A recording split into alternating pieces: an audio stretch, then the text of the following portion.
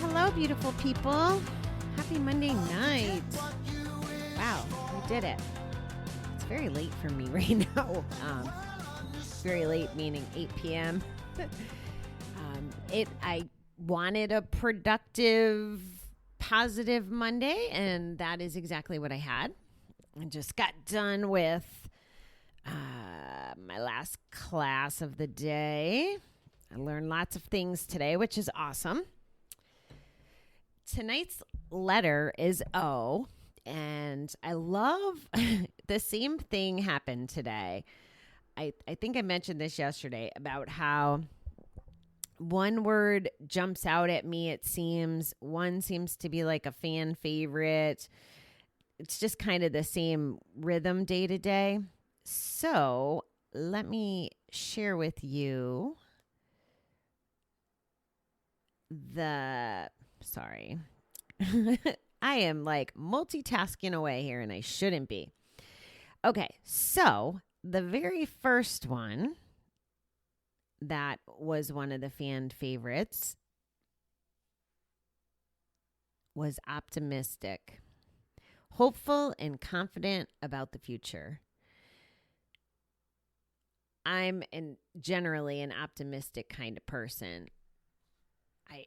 I think that it brings a lot of value to surviving life in the day.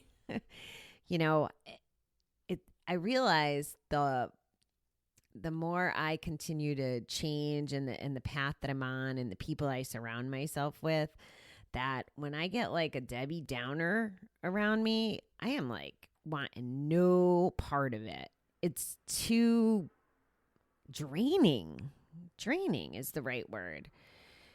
So I'm always going to be an advocate for optimism. Of course, I'm getting a little more entrenched in the whole everything happens for a reason and my faith in the universe, and if I'm negative, then I'm going to attract negative, and I don't really want to do that. So if I stay happy pants and optimistic, I think that everything turns out better.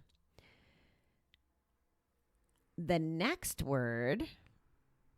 Okay, I pressed pause because my my biking buddy, who is the exact opposite of optimistic, is trying to buy a bicycle, and he's texting me, and I told him he can use mine. So he better be all rainbows and happy in the morning, or I'll have to kick his ass. Anyway, the next word, and this one was only posted by one person, and it might have been maybe even my mother or Jen. I'm not sure, but I like this one. It is outspoken. Frank in stating one's opinions, especially if they're critical or controversial. I like to think of myself as a little outspoken. As you guys know, I think some of the things we talk about here could be controversial, but my stance on a lot of the topics, especially because they're heavy, is to be what actually is our last word, open-minded, which, oh my God, right? That's part of how, and being open-minded is just key. Like, that's my opinion. But back to outspoken. So I definitely am the one in the crowd usually that has something to say or has a question. I don't know how to just sit back and be quiet generally. But I also don't look for conflict. So I don't even know if I'm going against the definition of outspoken. There are folks that are outspoken to a point of almost being dangerous. Just kind of, and by dangerous, I mean generating conflict or, getting people riled up just for the fun of it. That's not necessarily what I do. I am frank. I do state my opinions, but I definitely am not looking for controversy per se. I would like all of us to be as outspoken as possible when it comes to problem gambling awareness and addiction. That is something that I guess I will be controversial about as I as I go forward with my dreams and my vision, I'm not gonna be quiet about it anymore. I'm not gonna, like, I guess one example could be, and I would never start trouble, but say office parties in March with the March Madness and the selling the brackets or the lotto gets big or whatever.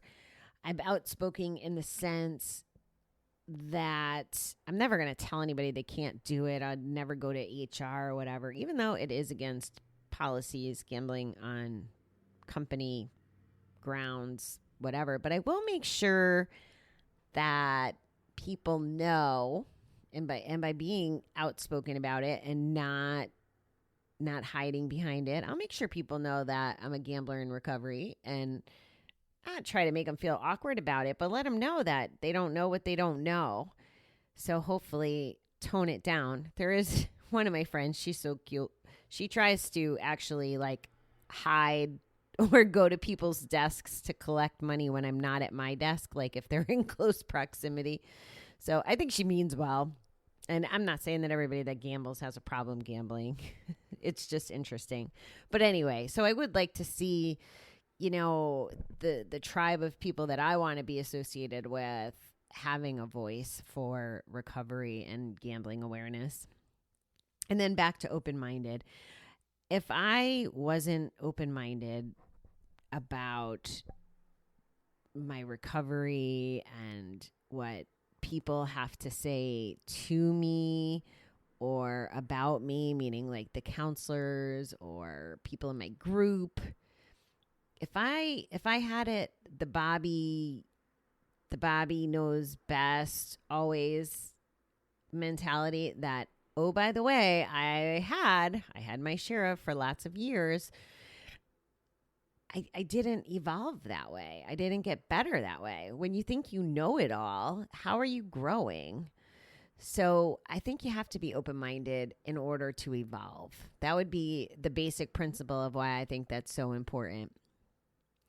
And I love now learning and taking other people's opinions, and then when I apply them and get a better result than if I tried it my way, it just validates why open-mindedness is so awesome. I mean, Friday, I had a call we were in a group Q&A session, and I'll be completely honest with you. We were talking about the way I can try to help gamblers, and as far as coaching and helping them along. And my coach was in a class with another coach that's focused on addiction. And it sounded like that coach was not making good progress, like approaching it from an addiction standpoint. Because if you're a problem gambler, you may, and he wasn't focused just on gambling. I think he was on substance use or whatever. There's a lot of emotions that when you're still in the addiction that you don't want to admit, or you might have the guilt or the shame or the whatever. People don't talk about it as open as I talk about it at this, I'm at this place where I can talk about it. And even still, there's days, and depending on who I'm speaking to, where I get pretty emotional about what's going on or about, my gambling history. So he brings it up and he says, Bobby, I don't know if you want to go out there calling it, gambling awareness and saying that you want to work with people with gambling problems. And, he wanted me to give it some thought over the weekend, which I did. And I had some conversations with a couple of my friends.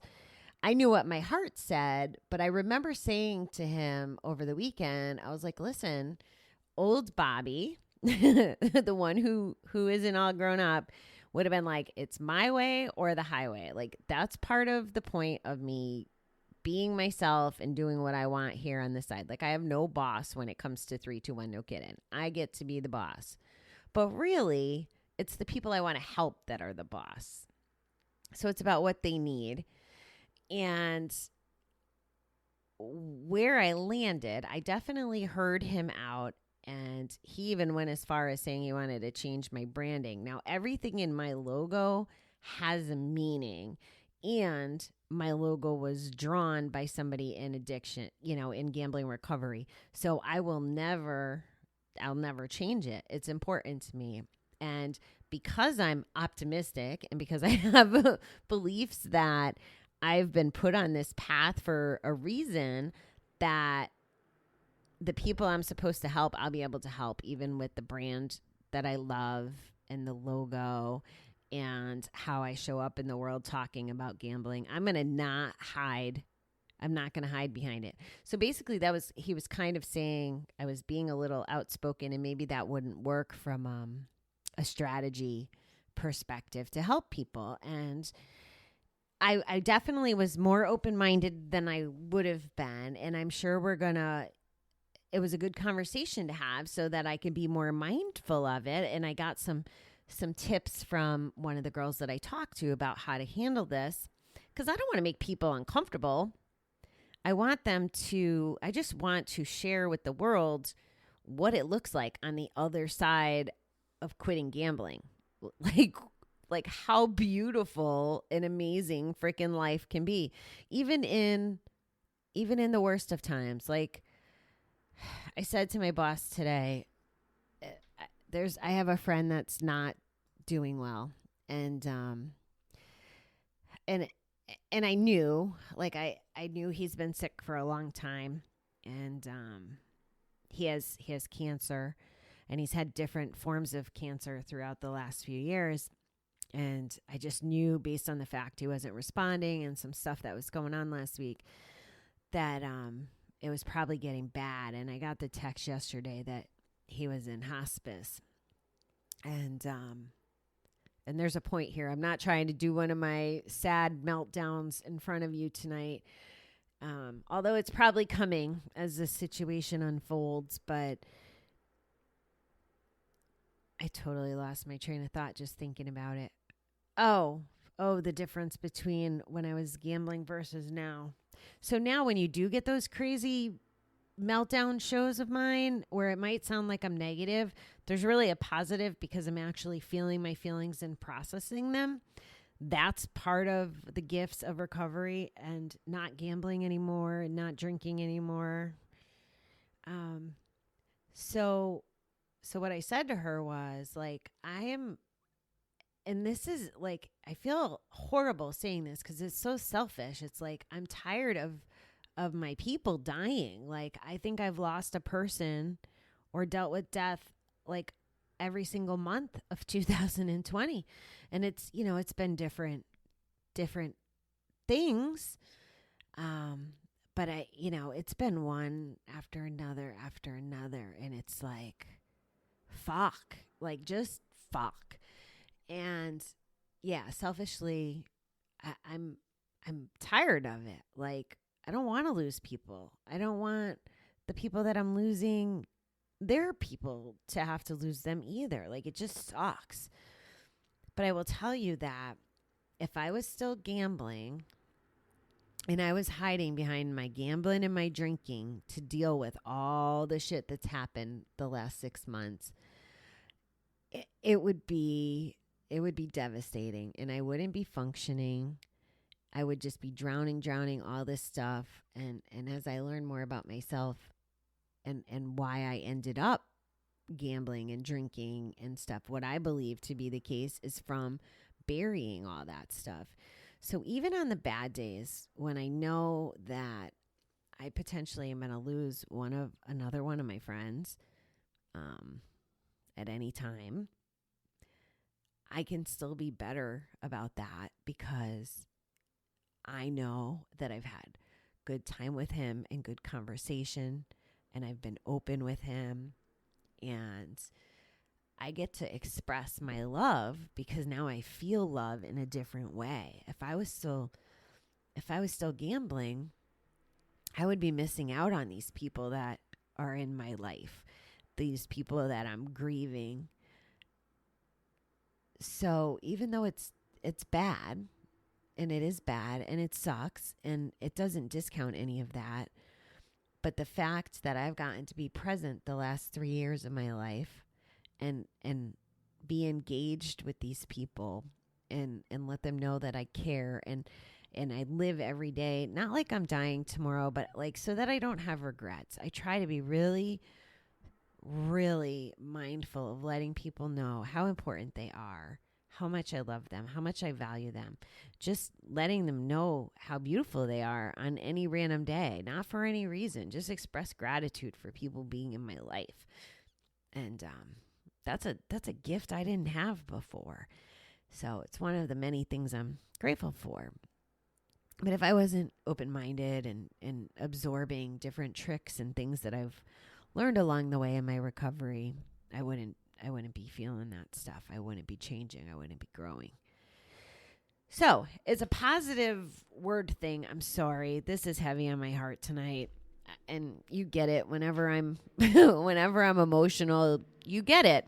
And you get it from an understanding and you get it from having to hear it. And I do appreciate you being there because this has been a freaking shit show of a year. And I'm still optimistic that we're going to come out of this on the other side, a better world, a better universe, a better species. I know my life will be better on the other side of it, even after all this loss and sadness. Really, there is an upside to all of this, and I think we'll see that together as we continue to navigate through this year and situation. Oh my God, I hate those freaking motorcycles. I cannot wait until I live somewhere quiet. I have to tell you that. And I'm optimistic that someday I will. All right, beautiful people. I am going to hit the hay. I'm obviously tired and maybe a little bit emotional. And I'm over my 10 minutes anyway. But thank you for my O words. I loved them today. I thought O was going to be a struggle. We're going to be on to P tomorrow. So I can't wait to see what that brings up. I'm sure there's a recovery word or two, a positive recovery word or two that begin with a P, as like about a dozen of them pop into my head right now. But it's not my words. I just am the picker. All right. I will chat with you guys in the morning. Thanks for being here. Good night.